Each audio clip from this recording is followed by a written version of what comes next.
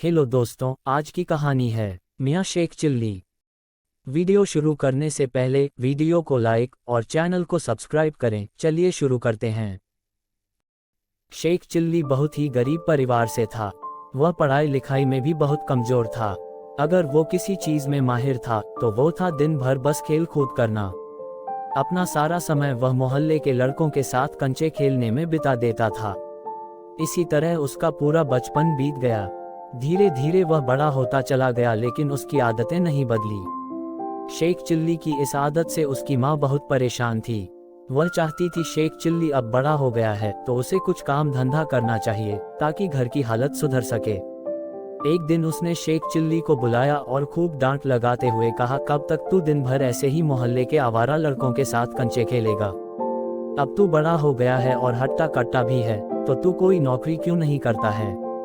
कब तक ऐसे घर बैठे बैठे मुफ्त की रोटियां खाएगा? माँ की बात सुनकर शेख चिल्ली ने कुछ भी नहीं कहा। वह चुपचाप उनके आदेशों का पालन करते हुए अगले दिन नौकरी की तलाश में दूसरे गांव के लिए निकल पड़ा। शेख चिल्ली की माँ ने उसके थैले में रास्ते के लिए 7 रोटियां बांध दी। इसके बाद शेख चिल्ली आगे की ओर निकल पड़ा।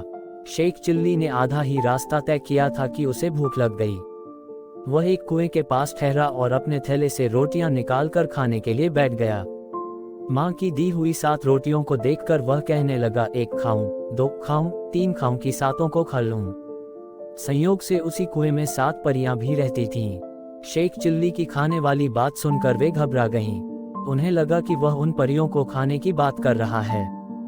डर के मारे वे 7 परियां कुएं से बाहर आई और शेख चिल्ली से विनती करने लगी कि वह उन्हें न खाए। परियों ने शेख चिल्ली से कहा, हमें मत खाओ, हम तुम्हें एक जादुई घड़ा देंगे।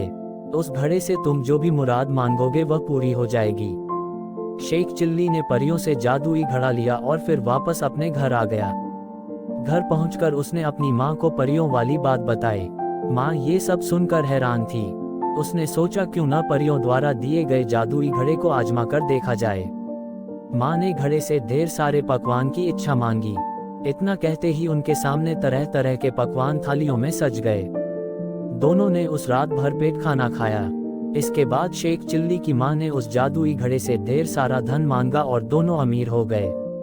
ये सब देखकर शेख चिल्ली की माँ बहुत खुश थी, लेकिन उसके मन में डर था कि गांव वाले उसके मूर्ख बेटे से उनके अमीर होने का राज न उगलवा लें। तभी शेख चिल्ली की माँ को एक तरकीब सूझी। वह बाजार गई और ढेर सारे बताशी खरीद लाए। फिर घर के छप्पर पर चढ़कर उनकी बारिश करने लगी। छप्पर से बताशी की बरसात देखकर शेख चिल्ली खूब खुश हुआ। उसे लगा ऐसा उस घड़े की वजह से हो रहा है। उसने ढेर सारे बताशी खाए। अमीर बनने के बाद शेख चिल्ली व उसकी मां के रहने के तौर तरीके भी बदल गए, जिसे कुछ ही दिनों में गांव के लोगों ने भांप भी लिया। गांव के लोग सोचने लगे कि अचानक ये इतने अमीर कैसे हो गए। गांव के कुछ लोग शेख चिल्ली की मां के पास गए और पूछने लगे, आखिर उन लोगों के पास इतने सारा धन कहां से आए। गांव वाले की बात सुनकर शेख चिल्ली और उसकी मां ने कुछ नहीं बताया, तो उन्होंने सोचा कि चलो सीधा मूर्ख शेख चिल्ली से ही पूछ लिया जाए। एक दिन मौका मिलते ही गांव के लोगों ने शेख चिल्ली को बुलाया और उससे पूछा कि आजकल तुम्हारे रंग ढंग कैसे बदल गए हैं। इस पर शेख चिल्ली ने उन्हें परी और जादुई घड़े वाली सारी बात बता दी। शेख चिल्ली की बात सुनकर गांव वाले उसके घर पर गए और जादुई घड़ा दिखाने के लिए कहने लगे। इस पर शेख चिल्ली की मां ने कहा कि उनके पास ऐसा कोई घड़ा नहीं है। मां ने कहा, तुम लोग तो जानते ही हो कि मेरा बेटा मूर्ख है। ये तो दिन में भी सपने देखता है। ये सुनकर शेख चिल्ली ने जोर देते हुए कहा, मां याद करो, मैंने तुम्हें ही वो जादुई घड़ा दिया था। क्या तुम भूल गई? उसी घड़े से तो हमने रात में ढेर सारे पकवान खाए थे और फिर हमारी छप्पर से बताशी की बारिश भी तो हुई थी। ये सुनकर उसकी मां ने हंसते हुए कहा, लो अब बताओ कोई भला छप्पर से भी कहीं बताशी की बारिश होती है। अब गांव वालों को भी शेख चिल्ली की मां की बातों पर यकीन हो गया था।